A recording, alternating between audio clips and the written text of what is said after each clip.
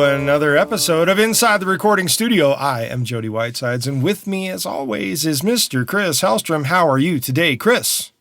I am doing very well, Jody. How about yourself? I'm doing healthy, wealthy, and wise, or at least some portion of that.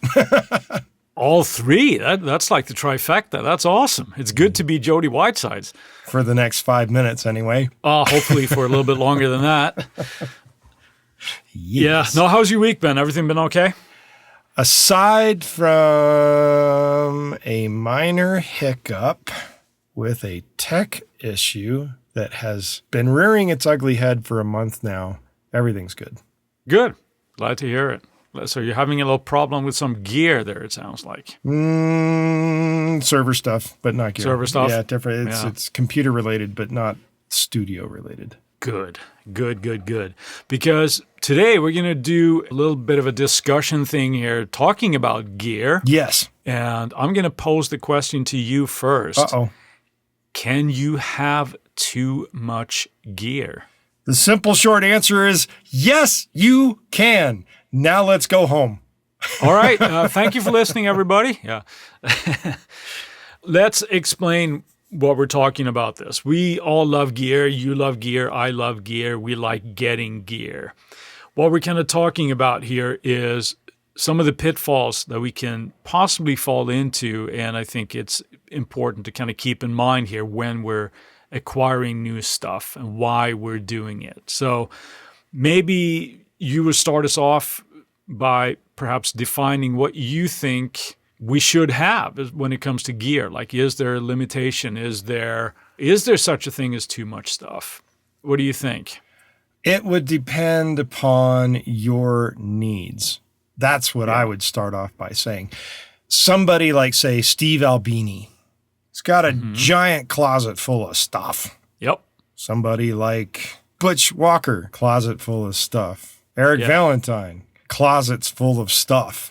I mean, there are guys that have closets full of stuff because they just collect things, and there's nothing wrong with that, but they're also very well versed in when do I use a particular piece of gear, whereas other people who are maybe not so versed in what they're doing will have too much gear, and they'll use it, all of it, all the time. That's a problem. Yeah. I think an important thing. I would agree with that. I think the important thing to keep in mind when we're talking about the guys that you mentioned there, they have not only been doing this for a reasonable amount of time, decades, but they're also, all this gear that they've acquired helps them do the task at hand that they need to do.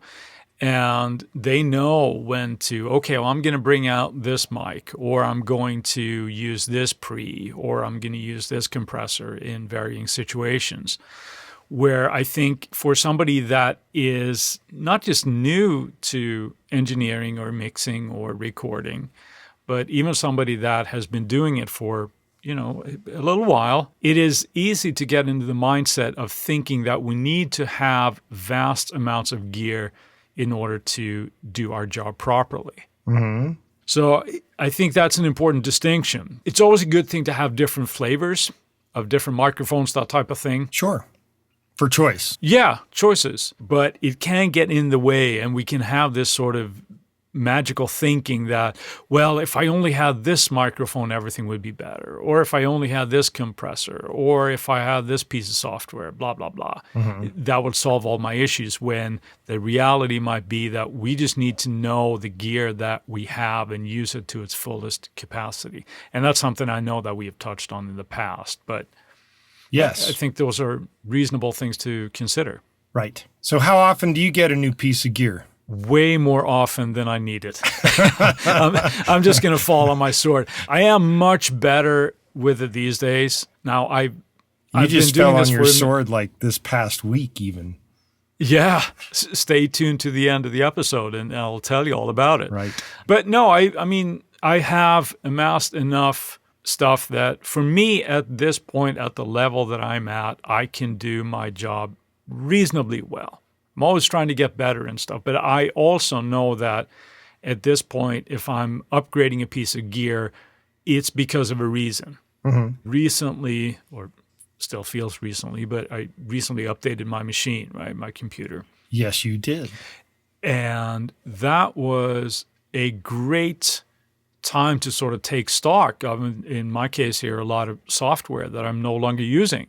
I'm not going to migrate that. And it just keeps it lean and mean, so to speak. How much would you say you cut out? What is the percentage? That's a good question, but there was probably, I don't know, maybe 25% of things that I no longer need, whether that was sample instruments, a bunch of plugins that you download over the year and try out. And yeah, I like it at the time, but then it just ends up sitting in your plugin folder. Sure. It's a little bit kind of like going through your closet. It's like, I never wear this shirt anymore. Get rid of it. Give it to somebody that might be able to use it.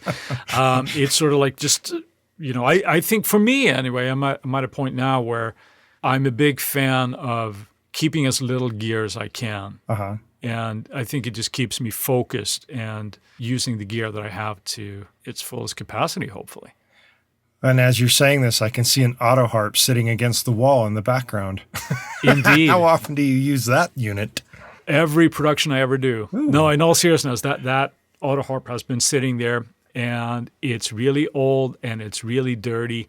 And there's a reason why I haven't cleaned it up yet, because I want to sample it and to have it for sort of like horror type cues, because it sounds really, really freaky. So there's that. But what about you? Do you find that your gear arsenal grows exponentially, or your plugin folder grows exponentially even when there isn't a need for it? Sometimes. I wouldn't say it's often. It used to be more often than it is now. Right? Yeah. Especially with plugins. And as Apple is making this transition to their M-chip series, and they're going to get away from the Intel stuff, I have been making a spreadsheet of all of the plugins that I do have so that I can mark off who has updated their stuff to be able to work with the latest OS. You are such a nerd. I am such a nerd. But it's kind of going through the same thing you just talking about, where you went and nixed out 25% of stuff. And I'm looking at it from a standpoint of like, can I go to the latest OS yet? The answer to that is that no. There's still like 2 or 3 holdouts that have no given information whatsoever about whether or not they're going to the new OS. And it's like they're about to announce the next OS, like in this month. Yeah, that can get really frustrating. I'm guessing they're about to announce it. Maybe I'm wrong. However, there are a few plugins where I'm worried about the fact that they're no longer made. And of course, plugins that you use frequently then? Not frequently, but ones that I would like to use going forward in the future that will probably not be possible. Yeah. And that's sad, which is unfortunate. And that is probably going to cull the system when I actually do upgrade by about 5%. It's not a lot, but it's probably about 5%. Good thing I stem or multi-track out my productions so that when I go to open old things, I will at least have the original sound exported, not necessarily able to replay certain things if it comes towards virtual instruments or not. Yeah. Yeah, I actually went through that on quite a few projects myself when I just migrated. And I go, oh, I thought I had bounced that, but turned out I hadn't. So yeah, there's a lot that boot I into have. an old system and take care of that. But yeah, that is a pain. When you get a new piece of gear now, yes, what's your mindset? What makes you flash the credit card and purchase any new equipment? It has to solve a problem. Whatever that problem might be, it has to solve a current problem, generally speaking. Now, if it solves a current problem, but I don't see it using any further past the current problem, then I'm going to hope that wherever I get it from is going to have a nice return policy. Yeah. And I hate to say that, but that's just one of those things that tends to happen from time to time. And I only picked that up from being with names here, but I know who you're talking about. Yeah. A famous musician who did this ad nauseum. Yeah. He'd go and pick up something from a big box store, use it, and either return a broken version of it in the new box, or took the new thing back when he didn't need it after he used it. And it's kind of don't recommend doing that. Yeah, that's kind of bad juju right there. That's just what I would call like a dick move. That's just a dick move. And I know people do it, but it's just bad. Don't do it. However, I'd also have to look at it from the standpoint of if it's going to be useful and it's a nice tool, it's not a toy. And whenever you're paying for something that's not a toy, well, now the tool is going to be something that is useful down the road. Whether I'm using it daily or not, that's an entirely different story. But if I see the potential to be using it more than once after whatever the current problem is, then yeah, I'll pick it up. No, I agree. It has to fill a couple of boxes for me too, where it's just like you said, it has to have a use. It's either going to add something to a palette that I feel like I'm missing sonically or whatever it is, or it's going to drastically upgrade something that I already own. Yes. Right. So it's going to be an improvement, or like you said, even the filling a need, right? I had a weakness a few years ago, and I think I've talked about it, but I'll talk about it again because it makes me feel better. Get it all out. Here's your therapy Where session. I started writing more orchestral stuff, or at least hybrid type of stuff. I bought several orchestral software instruments and different orchestral libraries and things. And at this point, I hardly use them, mostly because I'm not really writing that kind of stuff, but it would also one of those things that just kind of, you have to collect them as, I got to have this one, or I got to have that one, I got to have this one, without really worrying about my orchestration skills, and kind of working on that instead. So I think that's a world that if you're in that 24/7, that's something that you might have to do, right? Because the sample techniques and playing techniques are always going to be better with newer sampler instruments. But consider what it is, that the level that you're doing it at. And if that's the breaking point, it might not be that you don't have the latest Spitfire audio library. It might just be that you can't program for strings worth of shit. So, well, if it's not Spitfire, then it's VSL's fault, right? Of course. Yeah. Yeah, it's not my fault if I only had a better sample library. That's right. Now, of course, all these tools need to be up to a certain level to sound good. Like, you're not going to use, Well, that's relative too. When you say sound good, some things are happening for the vibe that they're imparting on whatever it is that you're creating. Like, say, there's orchestral music to an extent in the soundtrack of Go Vacation. However, it is not VSL quality, but it's a video game. So does anybody really care that a video game doesn't have like an actual orchestral reality vibe to it? No, it's fun. It's meant to be what it is, and it's not VSL quality. So it's relative to what you're doing. Now, if you're doing some gigantic trailer for, say, Jurassic World 35, well, yeah, you probably need a combination of an actual orchestra and VSL. Yeah, top-notch sample library, whatever. Yeah, so it needs to be up to the par of what it is that you're doing. We can fool ourselves and think, no, I can do the same thing with this thing that came with whatever piece of gear, right? Superior Drummer 3? Yeah, exactly. Is that just another distraction, or is it actually worth that upgrade? That was a big upgrade, and it added a lot of functionality that 2 didn't have. That's a big one.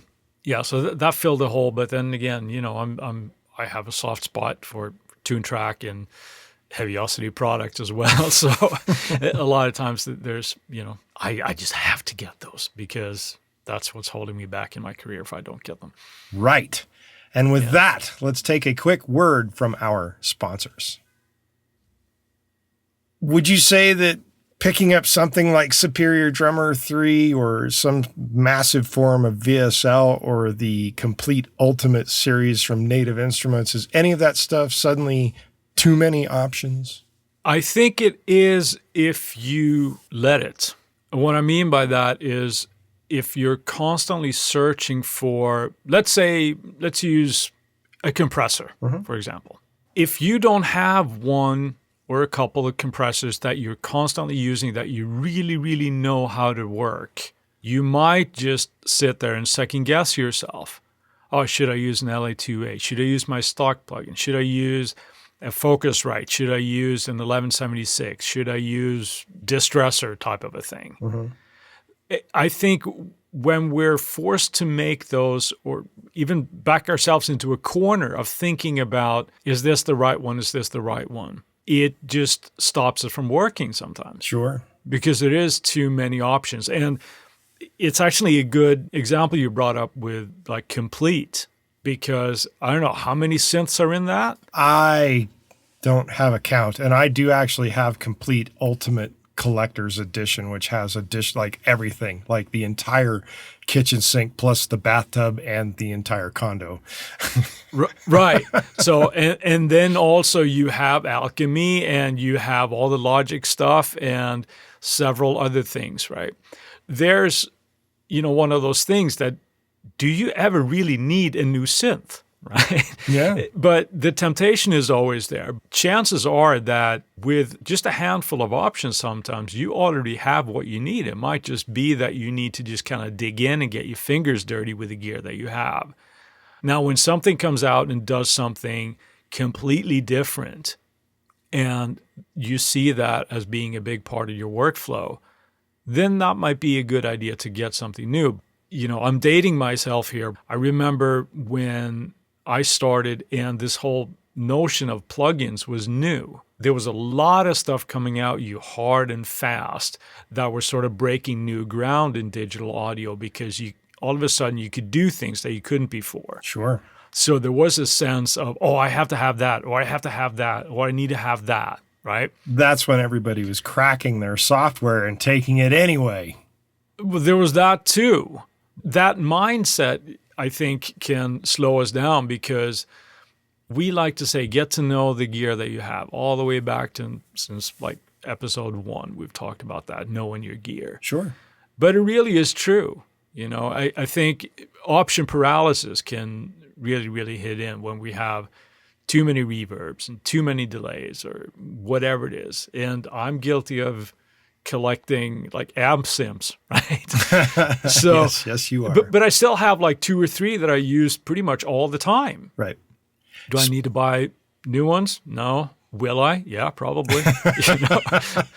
Of course you will. But it kind of goes the same way with hardware too. I'm mentioning compressors and other things, but if we go into the realm of like guitar players or keyboard players or bass players or even drummers for that matter, I can think of one guitar player who is notorious for lots of foot pedals, and even having a series of foot pedals, all distortion pedals, all the same distortion pedal running in series, 6 of them in a row, just to get a sound. You do. Yeah, 6 fuzz faces in a row. Why would you do that? Well, there's a reason. And if you try it out, you're kind of like, oh, well, that's how he gets that sound.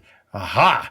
You can do things to experiment by having the same option multiple times, or you can get too many options to go on and like, what am I doing? What am I doing? What am I doing? It's like keyboard players that have like 8 synths stacked up on stage because each one has a particular sound. Why don't you just sample that shit, put it in main stage, and take one controller?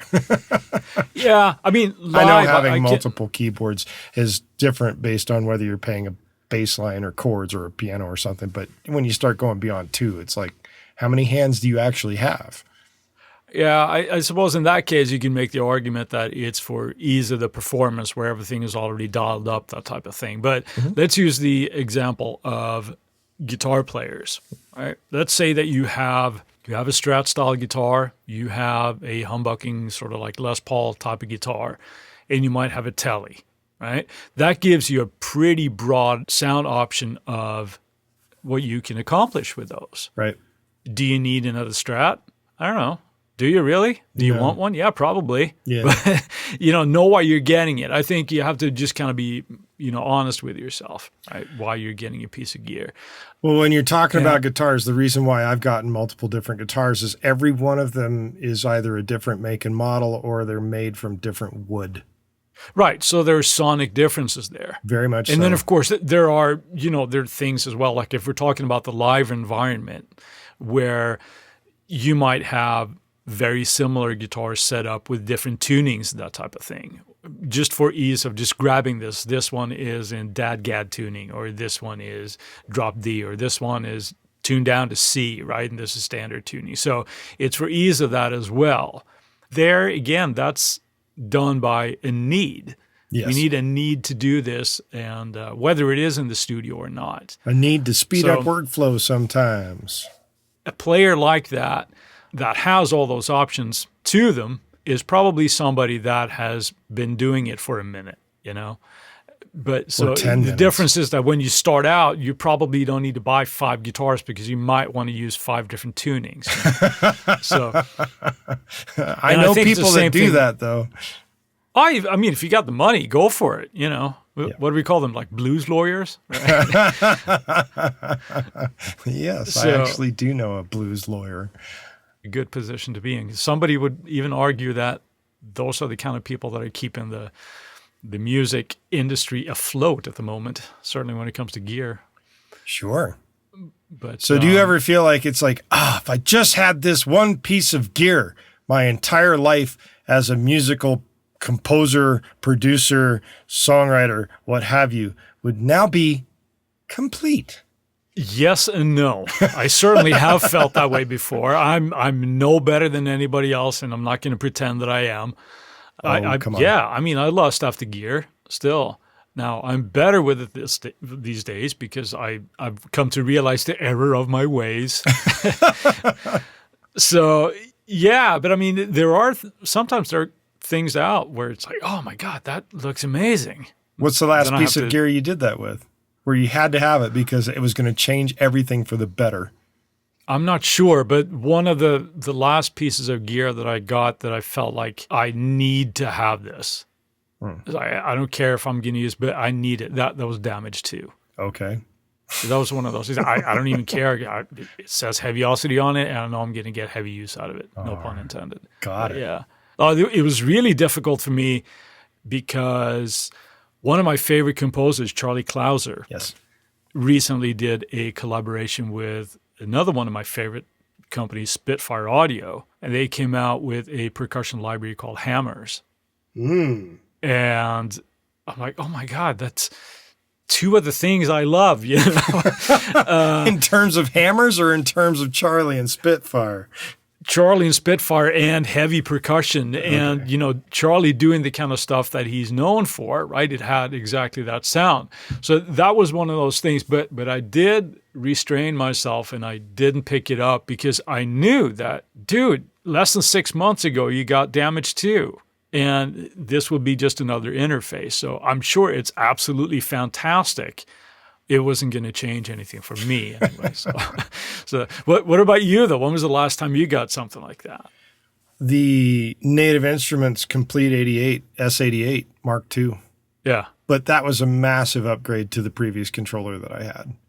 Yeah, so that really did fill a function for you. Yeah, it wasn't just like a major function, and it was one of those things is like, if I just had this piece of gear, things would be so much better with Complete. And while I've not used it to its fullest potential, just based on space restrictions, right, I have certainly explored them, and I can see the benefits of them from having this piece of gear. And I do plan on upgrading the space to actually make better use of it.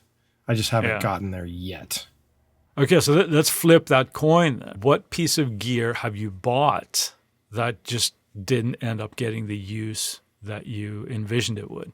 Sleigh bells. Sleigh bells? Yes. Turns out that Christmas albums don't use them all through the year. No. I did buy some sleigh bells, and I do use them on rare occasions. Obviously, when Christmas music has come up, there's a need for it. And it is a perennial type thing. However, it's nothing like live sleigh bells, man. That's right. They tend to sit unused for long periods of time. But it wasn't a ridiculously expensive thing, and they don't take up a lot of space, so it's not that big a deal. Right. Yeah, sleigh bells. No, I've done that with, I'm not going to name names, but certainly with plugins and software, I've done that. looks awesome. I'm going to get that. And turns out it wasn't so awesome. I'm never going to use it. But in all fairness, that kind of comes down to a lot of times, I think, just workflow. Right. Where it never seems to find its way into your workflow when you reach for it all the time.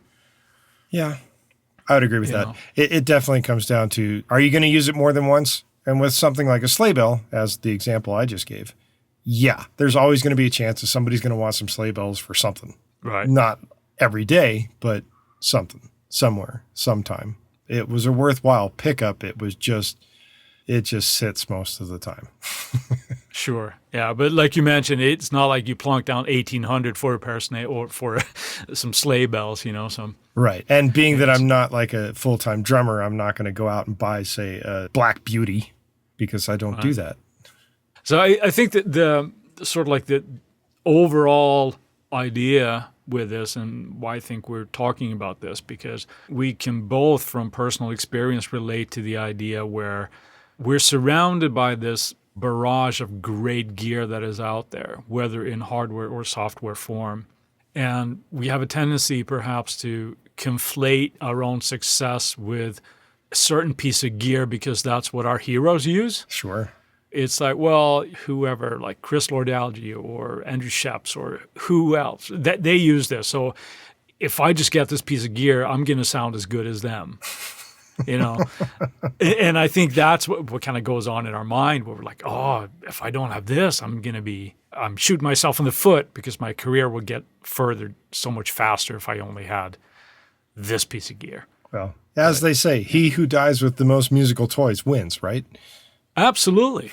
Yeah. That's still the deal, right? So I've heard. Yeah. No, it's, I think on the flip side of all this, to completely just turn my back on everything that I've said for the last half hour, it's like buying new gear is fun, though. It is. It's like always looking for the new stuff and the shiny new toy. It's like, wow, this is great, Sometimes it's just retail therapy. It is. Yeah. And of course, if you're dealing in hardware, there's, a bigger chance that you can, get a better return on investment. If you don't end up using it, you can just resell it, right? It's depending on the software, that can be a lot harder to do and a lot of times not worthwhile. Exactly. Thinking of that, why don't we boot into Friday Finds? Chris, what do you got? Now I'm almost embarrassed to say this. So I'm going to back it up with two things. Okay. I have two Friday finds this week. The first one is get a new compressor, the custom Opto from Slate Audio. Yeehaw. Yeah, Slate Digital. And I've been playing around with it, and it is really cool. It has some new options on it, and they all sound a little bit different. You can actually adjust the speed of the release and things. So it's pretty cool. You can adjust how hard it compresses. It's got, it's a hot rodded basically LA2A, right? Nice. With more options. So that is cool. Now, is that completely going to change my career? Of course it will, just like any new piece of gear will. But that came out this week, and I'm happy I got it. Thank you, Mr. Slate. Now, my other choice here is a little bit more real life. And that is Apogee have announced that for their ensemble range and the symphony range as well, I believe, are all now native Apple M1 chips. Uh-huh. So they're running natively on that. And I thought that was pretty cool. One more company on board kind of thing. So sure. There's my twofer for this Friday. How about you? What you got? I'm going the route of the podcaster. In that if you are in need of a piece of studio gear that will allow you to look a little bit more like a gear collector without really collecting a lot of gear, there is a thing made by a place or a company called Tascam. It's called the Mixcast 4, and it's meant specifically for podcasters. And the interesting thing about it is that it's awful lot like their original Porta 1, but it's geared at live streaming and podcasting instead of recording so much. So does it record, or does it go to disc? Or essentially, it's a USB audio interface, and it has Bluetooth connectivity. and it allows you to record phone calls and or background music from devices that are paired on said Bluetooth devices. So, Okay. But you can go 14 in, which is kind of nice. So you can have quite a few people going on. Yeah. You can plug phones directly in, that kind of thing. So it's like a mix station of sorts to get yourself into your podcast or your live stream kind of thing. And that's where we're going to kind of end it with that. For my pick of this week, the Tascam Mixcast 4. Very cool. You sound very enthusiastic about it. I'm so enthused. It's ridiculous. That's how awesome. I think it's overture from the technical issues that I'm having. Anyway, while we have your attention, we would like to ask you to go to our website and sign up for the email list at InsideTheRecordingStudio.com. You will get weekly reminders about the Tuesday tips that we put out every Tuesday, and we'll make sure you don't miss any future episodes of the podcast. In addition to that, you get some presets from Chris and I for things such as compressors and EQs and such from Slate Digital and Universal Audio. If you send us an email at goldstar, GOLDSTAR, at InsideTheRecordingStudio.com with the word gear, you'll get something back in your inbox. And if you have a topic of suggestion for us to explain in a future episode, hit us up on the contact page and we'll put it into consideration for a future episode. And with that, I'll say see you next week. Have a good one, Jody. Thanks for listening, everybody.